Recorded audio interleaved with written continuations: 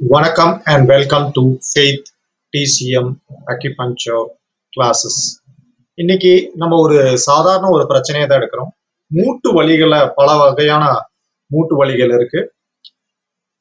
தசை நாறு கிழிக்கப்பட்டது, அதாவது ஏசியல் டேர்ன்னுவாங்க. எம்சிஎல் பத்தி அப்புறமேல் பேசுவோம்.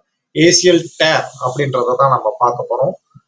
இந்த படத்துல நீங்க பாத்தீங்கன்னா ஏசியல் டேர்னா என்னது, ஆன்டீரியர் அப்படின்றது தெரியுது. ஆன்டீரியர், போஸ்டீரியர், மீடியல் அப்படின்றது ஆன்டீரியர்ன்றது முன்பாகம் அப்படின்றத நீங்க புரிஞ்சுக்கணும். முன்பாகத்துல இருக்கக்கூடிய அங்க இருக்கக்கூடிய லிக்மெண்ட் கிழியப்பட்டிருக்கு.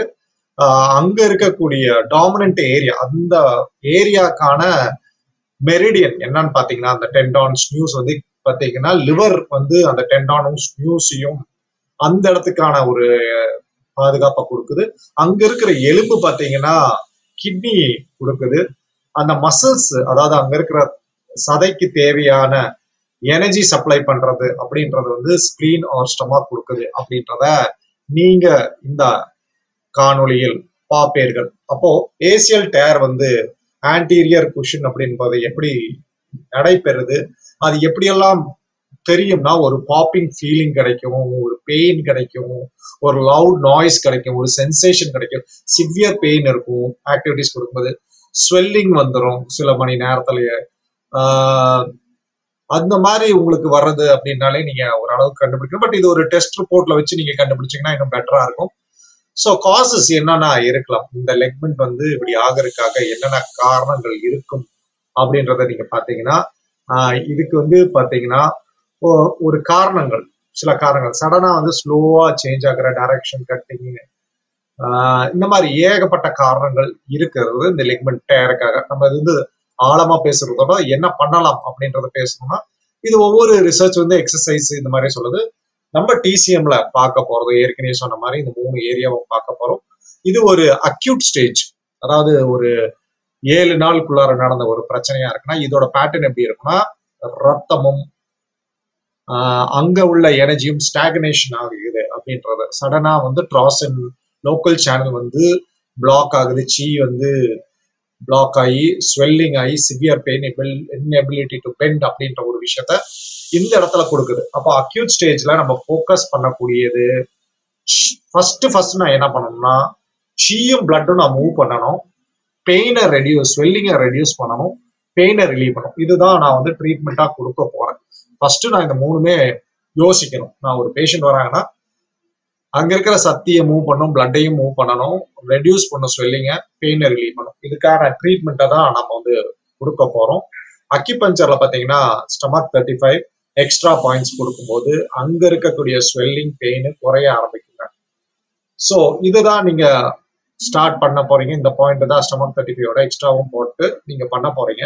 SP10 அப்படின்றத போகும்போது ரத்தத்தை அந்த இடத்துல மூவ் பண்ண போறீங்க. ஆஷிஷ் பாயிண்ட் அந்த மீடியல் ரேஞ்சர் லேட்ரல் நீல குத்த போறீங்க. இது ஃபர்ஸ்ட் ஃபோக்கஸ் பண்ண போறீங்க. அடுத்தது தூரத்து புள்ளிகள் நம்ம குத்துறதுக்காக நம்ம என்னன்னா GB34 அப்படின்றது ஸ்னியூஸ்க்கான மாஸ்டர் பாயிண்ட்ன்றது மறந்துடக்கூடாது.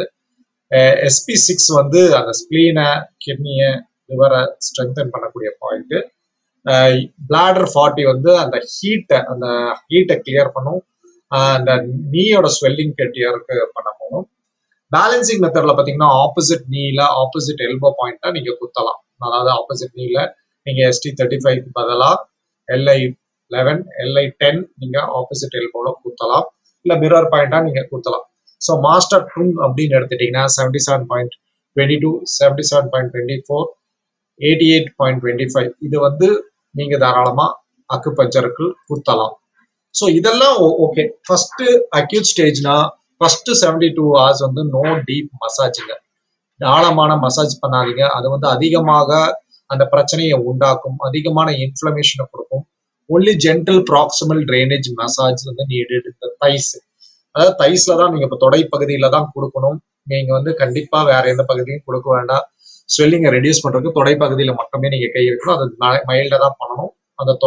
அந்த பட்டையிலாலேயோ அந்த நீ பகுதியிலோ தயவு செய்து கை வச்சிடாதீங்க. அக்யூட் எலாஸ்டிக் கம்ப்ரெஷன், அதாவது ஒரு பேண்டேஜ் லைட்டா ஒரு பேண்டேஜ் மாதிரி போட்டு அந்த ஸ்வெல்லிங்கை குறைக்கிறதுக்கு நம்ம பார்க்கணும். கொஞ்சம் லூஸா இருக்கணும், ரொம்ப டைட்டா இருக்கக்கூடாது. கண்டிப்பா ஐஸ் பேக்கிங் போடவே போடாதீங்க.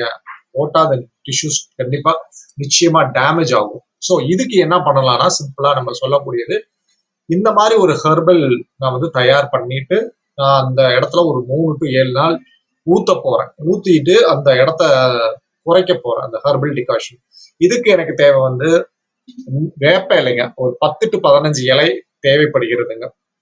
அப்போ மஞ்சத்தூள் ஒரு கரண்டி அளவுக்கு, அப்போ பூங்காமை அப்படின்றது அந்த கீழே அந்த இலை கொடுத்துருப்பேன். இந்த பாத்தீங்கன்னா அந்த இலைய பார்த்தையில உங்களுக்கு பூங்காமை இலை வந்து தெரியும்.